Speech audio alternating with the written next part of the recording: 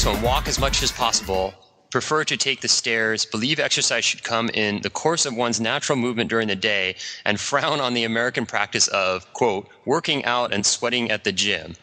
Isn't that interesting? Yeah, I think that's a really good thing to do. And I think about that during my day, like where can I walk to instead of just driving or bike there or do something where it's more active. But I do that in addition to setting aside time to exercise. I don't think that's one or the other. I think you can still have that hour a day that you go to the gym or you go for a run or whatever it is. But they seem to think it's either one or the other. And American way of doing the working out is bad. Yeah, because I guess they look at a lot of Americans that are working out and sweating at the gym and they're not really in shape. Right. They're not svelte, if you will. They're not their ideal weight, so they're wondering what is going on there. Yeah. Obviously, the working out isn't helping, and this goes back to the 3 pillars that we discussed in the bonus audio, which you can get on the website. If you just fill in that opt-in form, you'll get the free bonus audio where we talk about these fundamental principles that guided our discussion in the book, Healthy Mind, Fit Body, about how to actually lose weight and keep it off and maintain a healthy lifestyle. And in this regard, it seems that in America, they focus on exercise as the way to lose weight rather than how you're eating and why you're eating and so forth. Like the lifestyle in France is different than in the US, and that indicates that people are eating differently. And the exercise is kind of an added bonus, of course. We really think that exercise is healthy in so many ways for a person, but in terms of losing weight and keeping the weight off, it's not necessarily needed as much as Americans tend to think, and the experts in America tend to think, because obviously, if you look at the women in France and people in France, they're not as overweight. Right. And so French women also eat for pleasure. What do you think about that? I guess it's a matter of like slowing down and considering the food to be an aesthetic experience, to savor the food rather than just wolf it down and go about your day and waiting for the next meal.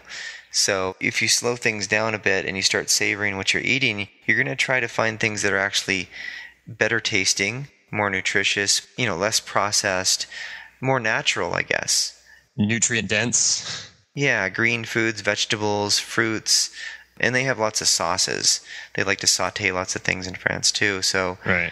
Lots of savory dishes that they have. And when you add in the fat element to the food, it naturally slows the digestion process down because it takes longer for fat to digest. And it's also satiating too. Yeah. So rather than eating, the typical high carbohydrate diet here in the US, that's going to cause you to have a big insulin release and then probably maybe a feeling of low blood sugar in a couple hours when those carbs digest. This is more of a slow sort of burn. Right, exactly. And eating for pleasure, it just makes me think of the opposite of eating mindlessly. I mean, you're just focusing on what you're eating and enjoying it in the process, which I think goes hand in hand. So The next thing is care enormously about how food is presented. Yeah, it goes with the aesthetic appeal of the food as, part of your sort of pleasure in life. Yeah, it's kind of the same thing. So, and not a guilty pleasure like a lot of Americans see food. Yeah, exactly. So here's one that's not food related. Dress even to take out the trash. Follow fashion closely, but don't follow trends. Be fashionable as you eat. Exactly. Dress up. Yeah, I think it's just a matter of caring about your body, and it kind of goes with their lifestyle there. So, yeah, I don't see anything wrong with that. I mean, I tend to wear flip-flops and shorts wherever I go, so I can't really, I wouldn't dress up to take out the trash, but I might dress up for a great meal or something. So, focus on the simple pleasures, enjoy the moment, and avoid anything that demands too much effort for too little pleasure. Well, yeah. Do you see anything wrong with that? No, that sounds pretty good. Simple pleasures are great, and enjoying the moment and not get caught up in the rat race, I guess, is another issue. Yeah. There's a work ethic in America that might be missing in most parts of Europe, it seems. Yeah, it's a 35-hour work week, and the police actually patrol the office buildings to make sure nobody's working past a certain time. Yeah, that sort of mandatory this and mandatory that is indicative of a culture that is not really respecting people's self-motivation, their intrinsic motivation to take responsibility for, the amount of work that they do, the type of work that they do, and all that. So there are some contradictions even in the French way of looking at work and eating, but I think that it's important to be self-motivated and to focus on self-responsibility in all these things, because even, I've worked with programmers, and they can just forget about their health as they're sitting in front of a computer screen for hours and hours and hours. And of course, their snacks are all the junk food snacks too. So it's like they are in the midst of pursuing their work and being very creative and productive. They're also forgetting that their body is their temple, right? And to treat their body. You don't think the 44-ounce Mountain Dew Big Gulps are healthy for them? Well, as long as you limit it to 4 a day. I think that's the important thing. Okay. Yeah. That sounds about right. With extra helpings of sugar, just throw it in there. Yeah. It'll get you going. You could have some M&Ms with that too. I think that would be M&Ms, yeah, they go well with the Big Gulp Mountain Dews. And, that'll keep you going for a good 12-hour stint in front of the computer screen.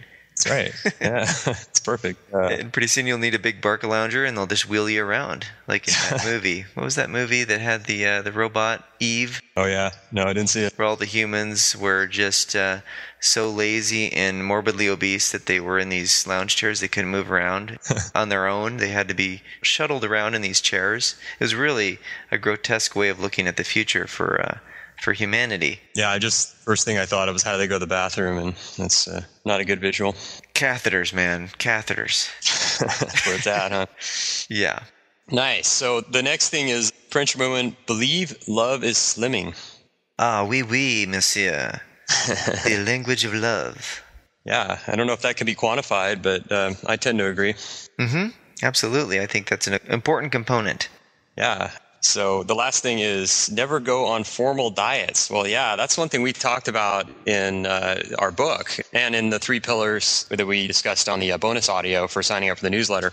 And not going on a diet is so important. In fact, I was talking to my friend Rob yesterday, and he's been trying to lose some weight, and he's cutting out a lot of carbs. And he said, he started by saying, oh, I'm doing this new diet. And then he corrected himself and said, actually, I don't want to call it a diet. It's just a different way of eating. And I thought that was really good because you're much more likely to succeed if you're not formalizing your diet and telling everybody about how you're on this new diet, because it's probably going to backfire on you, because it's really tough to stay within the confines of most diets out there, most diet plans where they have you measuring every step of the way what you're eating and consuming.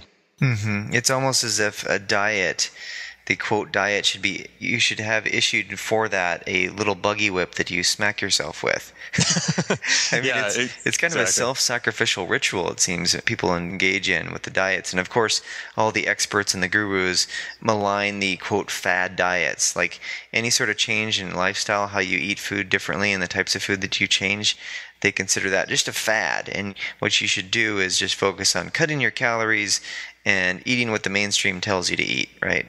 Yeah, exactly. And that's a good analogy. And actually reminds me of the Stefan Molyneux video. Stefan Molyneux is a philosopher that Wes and I both listen to on the internet. And one of his videos is on procrastination. And he talks about how it's all coming from these limitations and the expectations that you have of yourself. And you're basically just hammering yourself into, forcing yourself to do things. And it actually has the reverse effect. So you end up not doing it and you procrastinate and put it off. And it's very similar to going on a diet, where you're just imposing all these restrictions on yourself, and you're just bound to break out of them and then not follow the diet at all eventually. Mm-hmm. And that's why people gain the weight back, because they think, okay, what the goal is to go on this diet so I can lose the weight. And once I lose the weight, I have to still stick on the diet. Maybe I can fudge a little bit. Yeah. And then they gradually go back to the way they were eating.